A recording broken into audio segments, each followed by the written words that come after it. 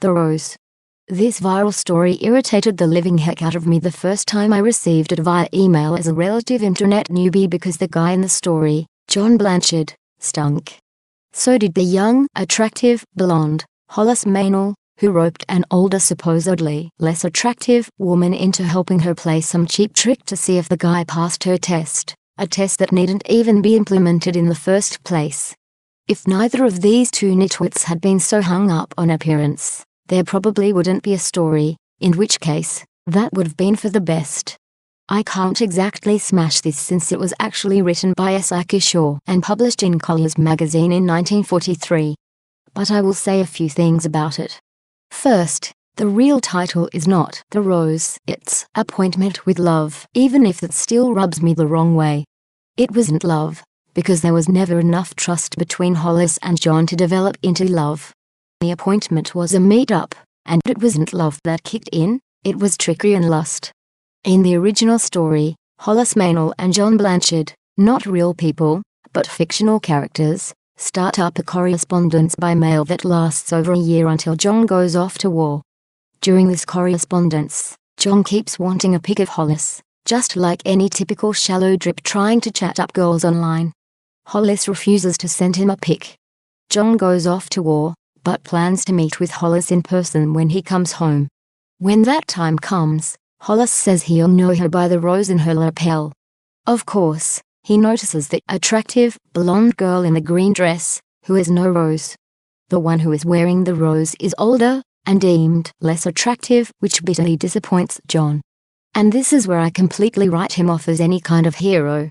He goes over to this woman and struggles against his disappointment, asking to take her to dinner. If Blanchard didn't care about appearance, he wouldn't have even noticed and lusted after the attractive blonde in the first place. He would have loved Hollis for being Hollis no matter what she looked like. The older woman says she has no idea what it's all about, but some young lady had handed her a rose and asked her to wear it. John was then pointed in the direction of his so very much desired eye candy, who turned out to be the real Hollis Maynell after all. So, Blanchard pretends to be polite and nice to this woman who he made it abundantly clear how unattractive she was to him based on nothing but looks, and he gets the girl of his dreams after all. Blech. It doesn't matter if he did the right thing, the fact remains he thought all the wrong things. He was no different than any average hormonal shallow jerk on the inside. And Hollis with her trickery was just as bad in a different way. That whole test just wasn't necessary at all, and to get someone else involved was a low thing to do. The story was later rewritten, this time by James Whitney. He put a harsh reality into it, the same one that showcases the very reason John Blanchard stinks, and why the whole thing just leaves people such as me with a bitter, bad taste in our mouths. It's the John Blanchards of the world who contribute to women going so neurotic about being beautiful, while others like me just feel as if we have another reason to lose our faith in humanity. Since Mr. Whitney's story is copyrighted, and posted on Snops with his permission, I will only provide a link to it, and recommend it as a kind of reality check/smash of the S.I. Kishore story that was turned into a chain letter. In Whitney's story, Hollis Maynell is not the attractive blonde, but she is the older, supposedly less attractive woman, and it is she, not the younger blonde, who had been corresponding with John Blanchard all this time. Instead of putting him to the test, she sees his selfish, bitter disappointment when he meets her, and she can't bear it.